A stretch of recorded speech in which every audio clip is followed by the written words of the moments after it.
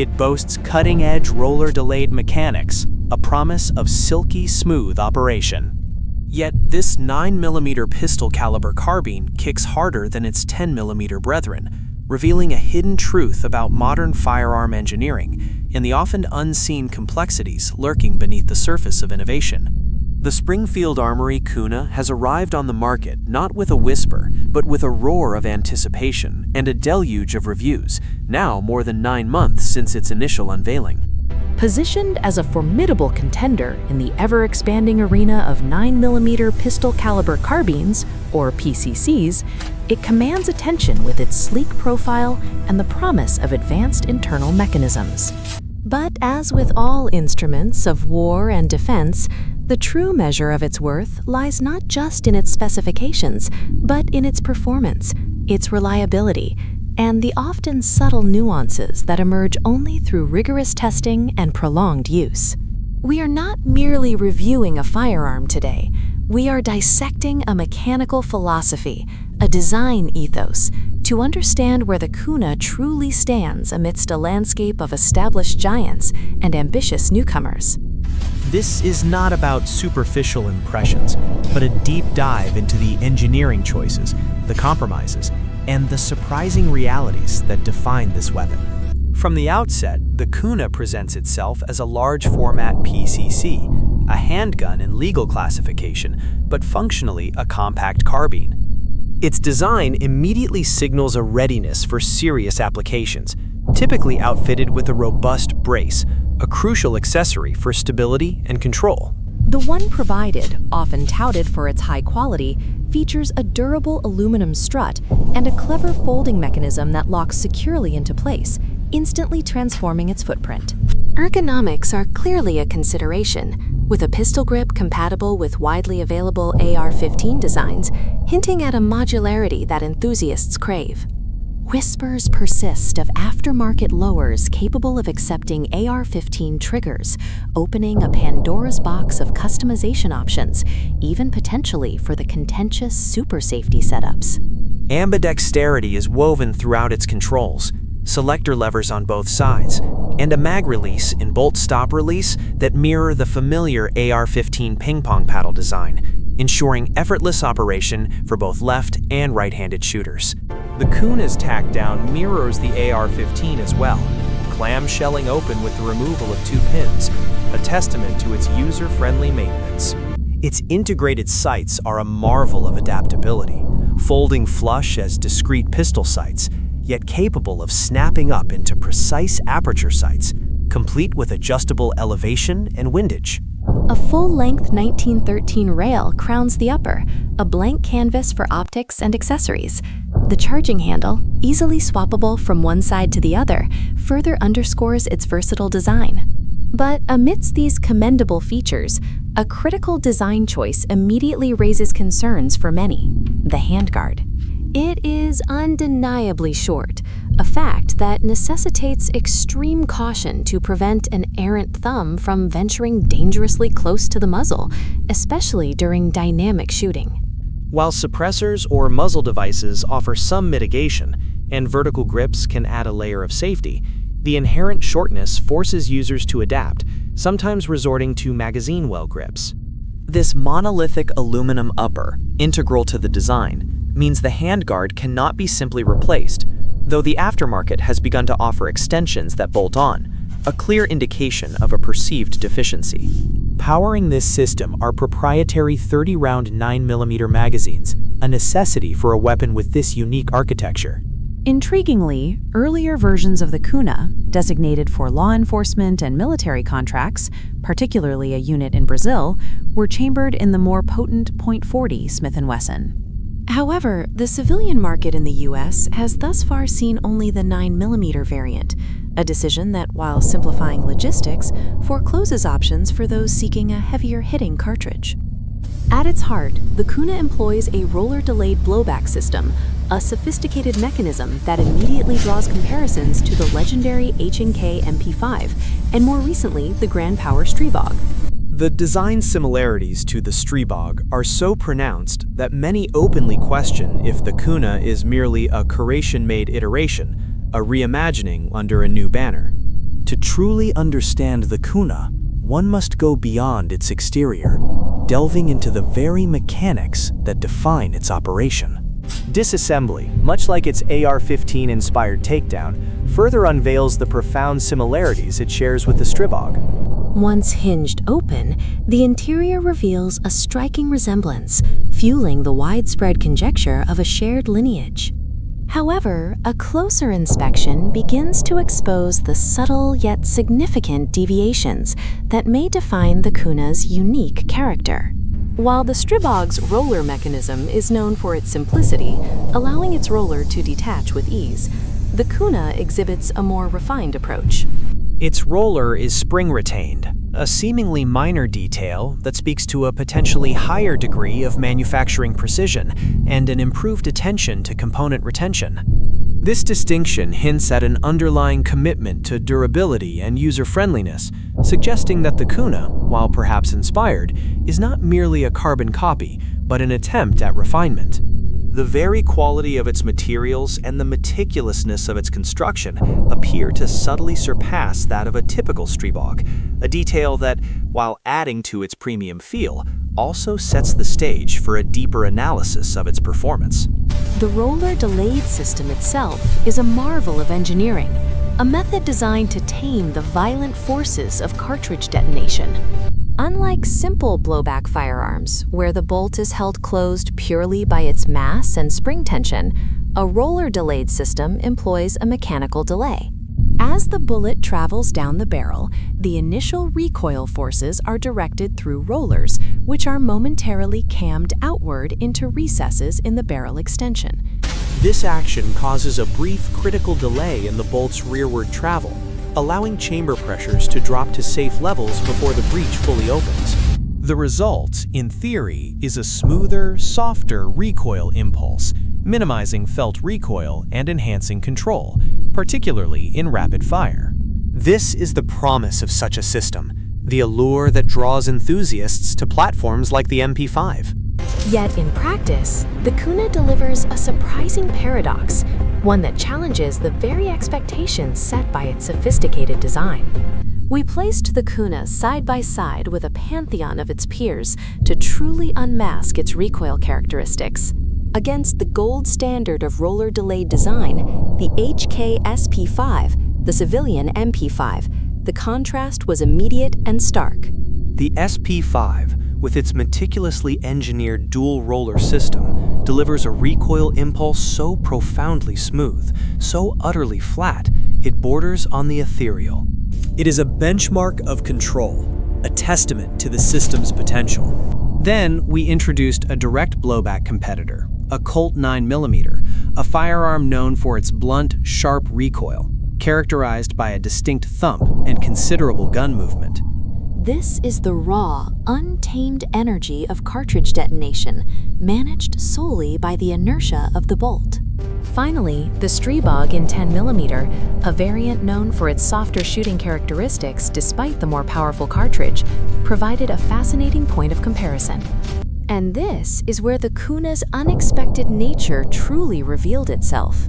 Despite its 9mm chambering and its supposedly superior roller-delayed system, the Kuna exhibited a recoil impulse that was decidedly punchier than anticipated. It was smoother than the harsh, direct blowback of the Colt, certainly. But crucially, it registered as having more felt recoil than the buttery smooth 10mm Stribog.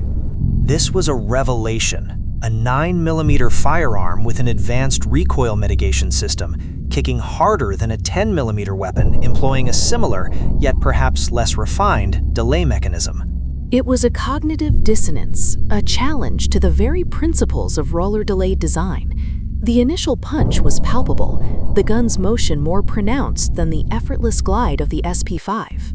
This isn't to say the recoil is unmanageable, or that it renders the Kuna unusable. In a semi-automatic format, even a sharp recoil impulse remains within acceptable limits for most shooters. But it begs the question, if a roller-delayed system doesn't deliver the promised significant reduction in felt recoil, what exactly is its benefit? Why the added complexity if the performance isn't demonstrably superior to, or even on par with, less complex designs in certain aspects? This unexpected recoil characteristic is not merely anecdotal. The aftermarket industry, ever vigilant for perceived flaws, has already responded. HB Industries, a notable name in firearm customization, offers a suite of upgrades specifically designed to mitigate the Kuna's punchy recoil. Their products include an elongated buffer and recoil springs, boasting a 20% increase in power.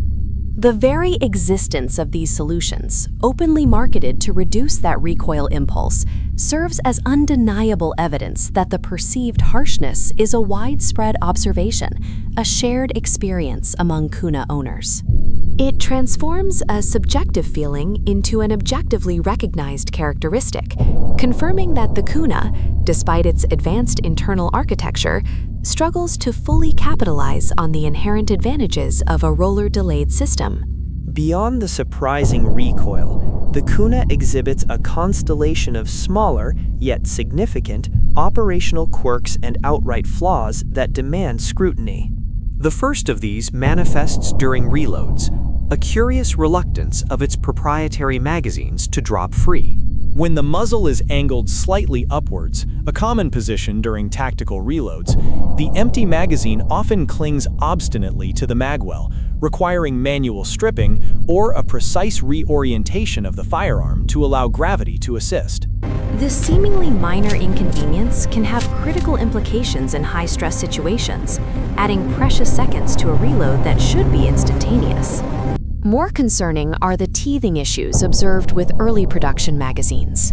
Identified by a distinctive U-shaped notch in the follower, these first-generation magazines proved problematic, particularly during prolonged use with suppressors, where carbon buildup is accelerated.